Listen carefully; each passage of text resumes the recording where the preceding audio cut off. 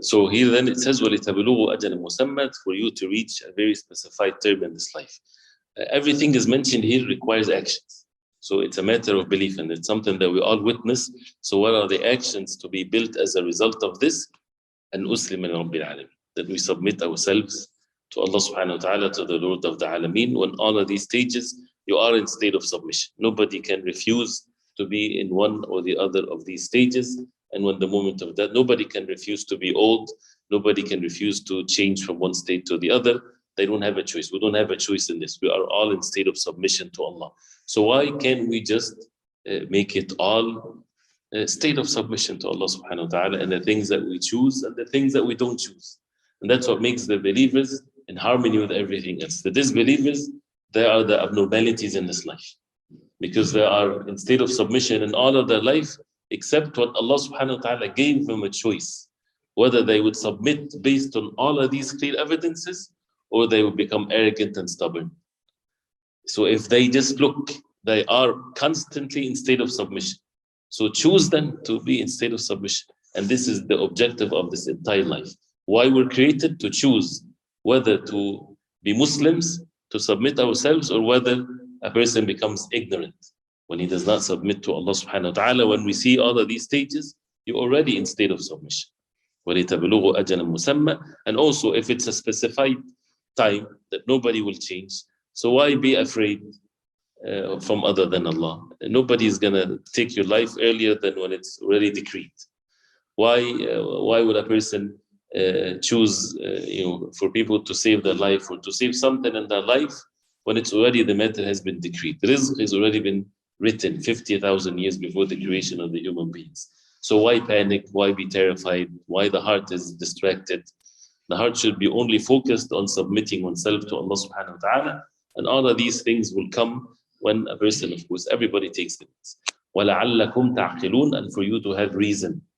So those who do not use their reason to submit themselves to Allah subhanahu wa ta'ala, they are basically like the cattle and things like this, as Allah subhanahu wa ta'ala called them in the Quran, because they don't use their reason. And as also mentioned before in the verses, the reason is not, or to use intellect, for you to be smart is not to figure out how to live your life on the face of earth. This is given as an instinct to all the creation of Allah. The animals, they know how to live their lives, and the human beings, they know how to live their lives, and they use their reason to be able to invent things and all these types of things. But the most important characteristics of reason, as mentioned before, is what? Which is throughout the Quran, is that you look at the end of things, which is not given to the animals.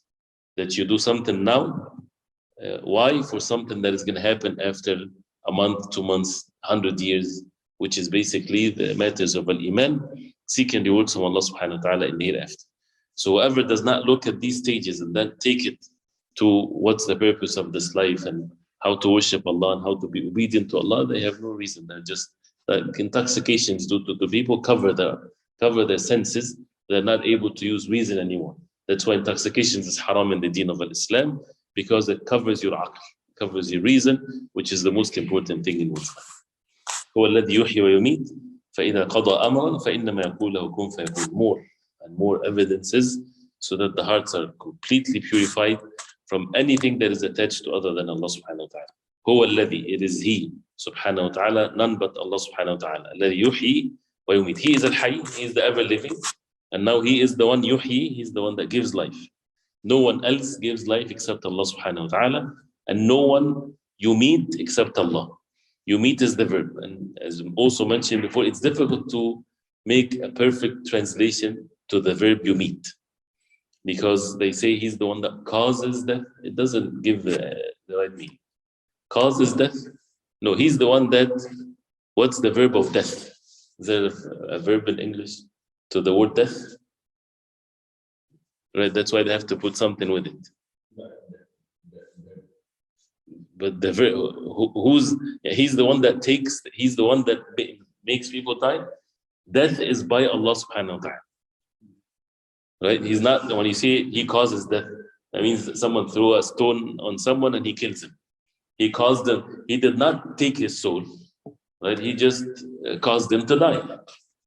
Allah subhanahu wa ta'ala does not cause people to die. Allah subhanahu wa ta'ala is the one that takes the soul of people. Death itself is by Allah. هو الذي يحيي ويميت. That's what yumit means. So no one else except Allah subhanahu wa ta'ala. And that's what Ibrahim alayhi salam, when he was debating with this Namrud, disbeliever, and he said that Allah subhanahu wa ta'ala yuhyi wa yumit. He says, أنا أحيي وأميت. He said, out of ignorance, I give life and I give death, meaning that I can spare the life of a person or I can kill him. That person, he can cause death or not cause death, but who's the one that actually causes or makes the person die? Allah subhanahu wa ta'ala. And this complexity of the human beings is amazing. Flesh and blood and this soul inside. No one has the power to take that except Allah subhanahu wa ta'ala. هو الذي يحيي ويميت. فإذا قضى أمرا, so if he decrees a matter, أمرا, أي أمر, whatever أمر there is, small, big, no one can dispute that, nobody can oppose this, nobody can stop that. فإنما يقول له كن فيكون. He only says for it to be and it becomes. No one can stop that whatsoever. So everything is by Allah subhanahu wa ta'ala, and this is the essence of the Tawheed. And that's why when the Prophet ﷺ, he said to Abdullah ibn Abbas that وَاعْلَمْ أَنَّ الْأُمَّةَ لَوْ اجْتَمَعَتْ عَلَى أَنْ يَنْفَعُكَ بِشَيْءٍ. Oh, know that if every single person, the entire nation of the world, they get together to benefit you with something, they won't be able to benefit you with anything except what Allah subhanahu wa ta'ala decreed for you. وَاعْلَمْ أَنَّ الْأُمَّةَ لَوْ اجْتَمَعَتْ عَلَى أَنْ يَضُرُّوكَ بِشَيْءٍ. And if they all get together to harm you with anything, لَمْ يَضُرُّوكَ بِشَيْءٍ. They would never harm you except what Allah subhanahu wa ta'ala decreed for you. And no exceptions whatsoever. So everything happens by the will of Allah, by the permission of Allah, because He is the one that yuhyi wa yumit. That's why the Sahaba radiallahu anhum, they acted the way they acted in submission to Allah subhanahu wa ta'ala. And someone like Khalid ibn Walid radiallahu anhu, right? It was not known a home for him. He was from one battle to the other. And he was seeking martyrdom. And he still did not die as a martyr, radiallahu anhu. There's no place in his body unless it has a wound and things like this, but this is the decree of Allah subhanahu wa ta'ala. So they submitted themselves to Allah subhanahu wa ta'ala. The most important thing was that for them is to know what Allah subhanahu wa ta'ala wants. Not that they're waiting to see if Allah subhanahu wa ta'ala gave them a command and then they see with their reason whether it's good or bad for me. This is the worst thing that a person can do to himself. A person questioning the commands of Allah, the orders of Allah, that if I forbid myself from riba, it's going to affect my rizq. This is so evil, what's in the heart of the person, and what he does, much more evil than the fact that he would take riba, that he questioned the wisdom of Allah, or he think that this might harm him or benefit him or whatever there is. We are slaves of Allah. Submit yourself. Just know what Allah subhanahu wa ta'ala wants from you with ilm, and as the people of knowledge, yes, and people can be different, their needs and so on, but once it becomes clear, nothing but submission to Allah subhanahu wa ta'ala. فَإِذَا قَضَى أَمْرًا فَإِنَّمَا يَقُولُ لَهُ كُن فَيَكُونُ. And then after that, the verses, they're all leading from one to the other. Because you would see right after this, it says what? أَلَمْ تَرَ إِلَى الَّذِينَ يُجَادِلُونَ فِي آيَاتِ اللَّهِ. Do you see those who argue and dispute with the ayat of Allah? أَنَّ يُصْرَفُونَ. How far it is for them to deviate from the true path. Those who deny the messengers and so on. So, and this is also mentioned in the surah more than one time. Those who argue, dispute with the ayat of Allah.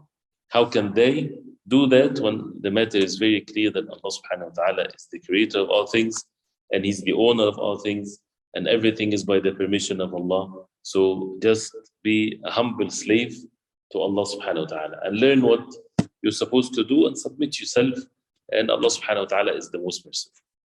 So I ask Allah subhanahu wa ta'ala to give us the reality of this and to increase our iman and to make us among those who are obedient to Allah. Sallallahu alaihi wasallam.